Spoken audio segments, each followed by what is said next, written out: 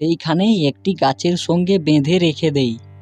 পরের দিন আবার মারার কিছুক্ষণ পর সেইখানে বাঘ বের হচ্ছিল, আর বাঘ শিয়ালকে দেখে বলে, আরে ভাগনা, তুই এইখানে কি করছিস?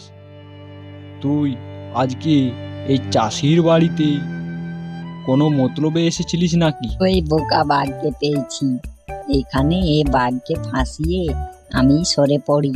আরে কি বলবো বাঘ মামা, আমি এইখান থেকে বের হচ্ছিলাম, তখন চাষি আমাকে দেখে বলল যে এই শিয়াল, তুই কোথায় যাচ্ছিস?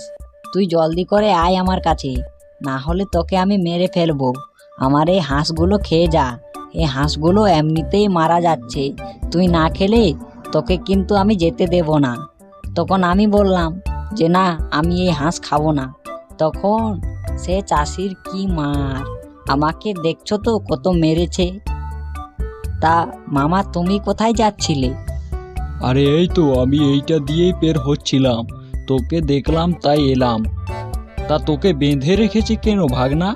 আর কি বলবো মামা, এই চাষি নাছোড় বান্দা, বিকালে যা খাওয়ার খাইয়েছে, আবার বলছে সকালে খাওয়াবে, আমাকে তো ছাড়ছেই না।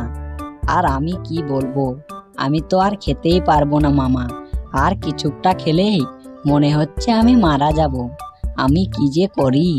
ভাগনা, তুই এইখান থেকে চলে যা, তোর এই দড়িতে আমাকে বেঁধে দিয়ে তোর ভাগেরটা আমি না হয় খেয়ে নেব। আচ্ছা মামা, ঠিক আছে, তবে আমাকে তুমি খুলে দাও। তারপর শিয়াল সেইখান থেকে চলে যায় বাঘকে সেইখানে বেঁধে দিয়ে। তার পরের দিন সকালে